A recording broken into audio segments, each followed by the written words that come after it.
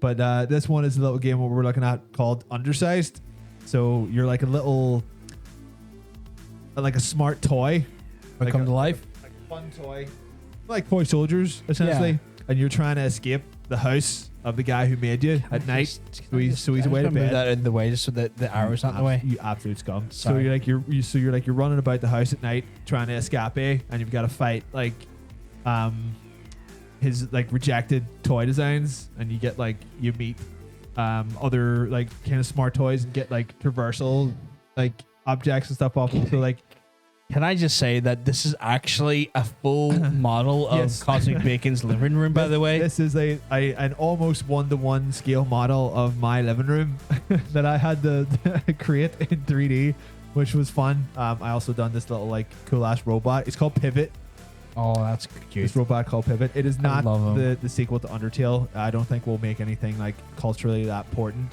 But yeah, I was super proud with like what we ended up doing over like 4 or 5 days. The guys had like a look at this and they were like, "This is unreal. That you only done this in like a couple days, so that's good." Me and Tara do not feature in this game yet because I did not have time to put a copy of me and Tara in it. I'm gonna jump over here. This is like my laptop, my real life laptop. Your real life laptop. So- Like a lot of this stuff is like real life. There's some physics in this as well. Yeah. I'm gonna let you do the most of the talking. No, I'm gonna kind of keep silent for this here Yeah. because this is this man's moment, and I So don't like wanna technically, this is where I would do my work. This is my PC chair.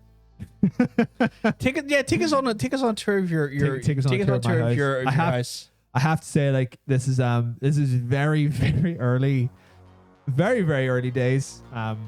Up with this little fucking thing of books. Some of the stuff that we did, actually, you know what? We done pretty much all of this. I was gonna say we bought some of it. We didn't. We removed everything that we bought because it was all shite, and we could do better. So it is like a little third person kind of like action adventure. And you kind of it's all about like the fun of traversal. We were inspired, like by fucking weird games like Mr. Mosquito and like, do you remember like what'd you call it? Toy Commander? Yeah. For, like the Dreamcast and all? Yeah, Just yeah. like weird shit. Push this off. So essentially you're like a tiny cat. You're just like, I'm gonna push this. I'm gonna push all your shit. I'm gonna push all your shit off your tables. Fuck your shit. This is my shit now. Yeah. So push this. Fuck your books. Fuck your books. Your books, bitch. This is just me literally running about my living room. You've been in my living room. Yeah, many times. I don't know if anyone else in the chat has been in my living room. Maybe Kieran. I don't know. I don't know if he has, but this I is think Kieran's been in your living room. He has actually. Yes, this is as close as a 3D recreation to my house as I could make in 3 days. It's like I'll say Mikey's been because Mikey's lived there. Mikey would know. This is exactly. And Hannah's been there too. Yeah. So there's not really too much to the demo yet, but I was very happy that this is what we were able to get done inside a week. If anyone is wondering, yes, we are still making Redshift, but we have to do some stuff in between. And this is the stuff that we have to do in between. Like, yeah.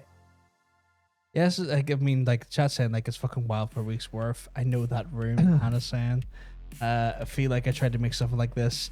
I would have just been of the cups. That's it.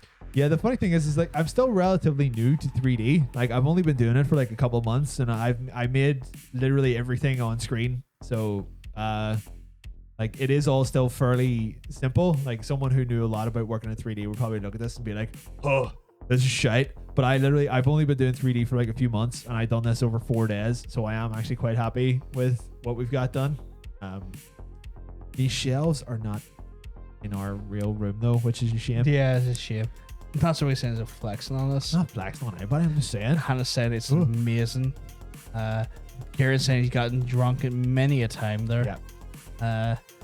Mikey saying it's awesome. Well done, lads. I mean, I can't take any fucking.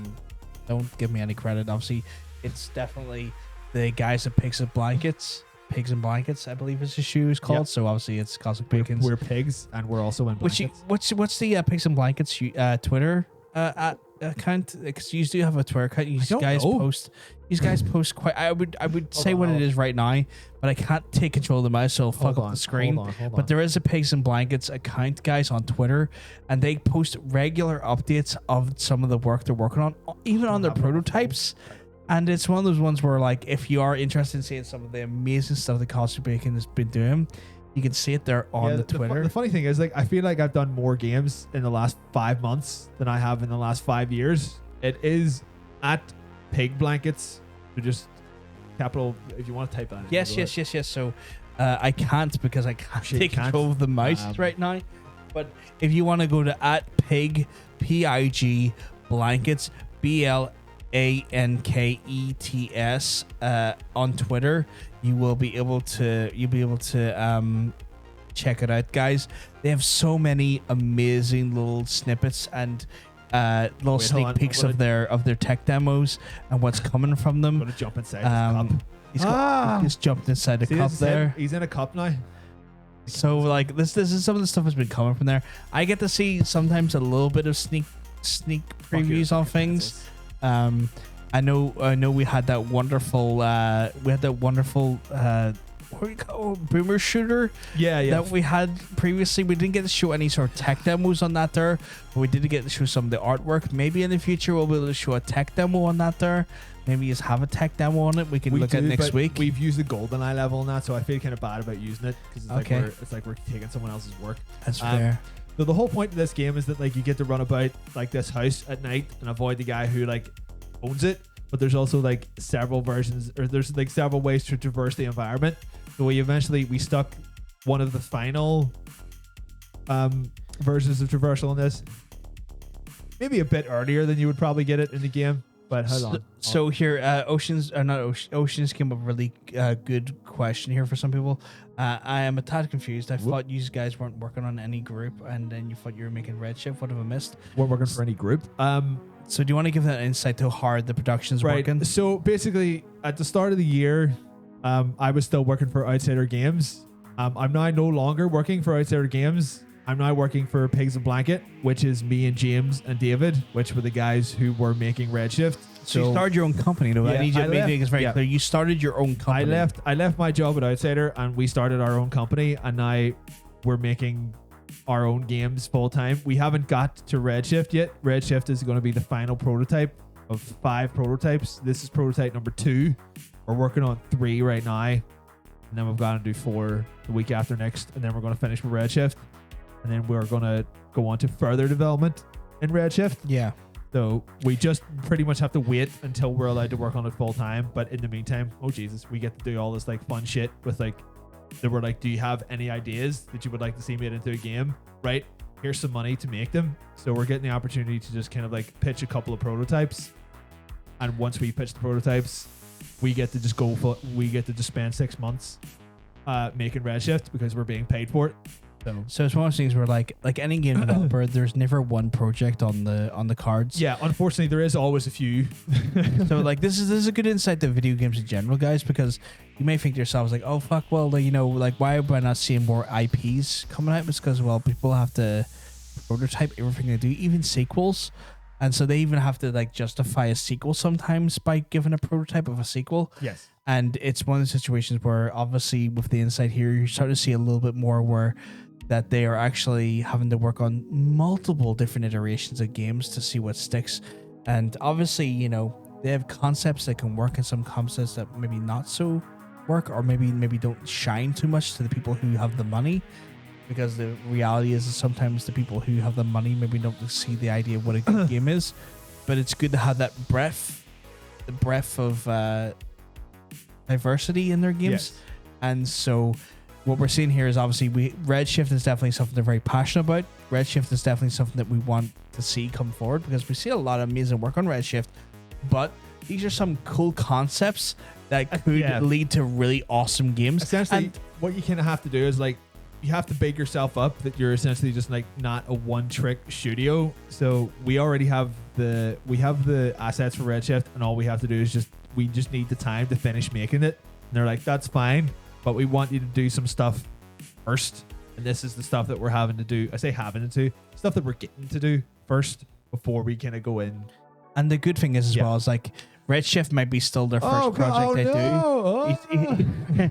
Redshift might be still the project they do first and foremost, but then down the line they might even just fund this project separately as well. I think they're just looking for more games to pump money into. Oh my god! Look, but if they can show there's a lot of stuff to be seen, it makes them grow as a studio, because it means that, again, they're not a one-track pony. Yes, you have to. And you have to forgive how like jank this looks. This was put in like at the like at the final hour. So like Flight, or like cool like Spider-Man swinging is going to be like one of the final powers that you get. It's like I'll put it in just to see what you can do. So now you can just swing about the room like a big madman. So yeah, like, I mean, this is one of these things where like new Spider-Man game. This is the tiny Spider-Man game where you're just a little tiny perspective as well. You're for the eye. Apparently the lighting, like Hannah said, the lighting's really good as well. See, this is like, as far as like game development goes, this is one of the things that we had like quite a lot of trouble with. I what do you call it? I agonized over the lighting on this because I've got to ask, is that rasterization or it's literally just the color scheme. Okay. We were developing this with like all of these lights were on. It was like they were just on and they were like white light.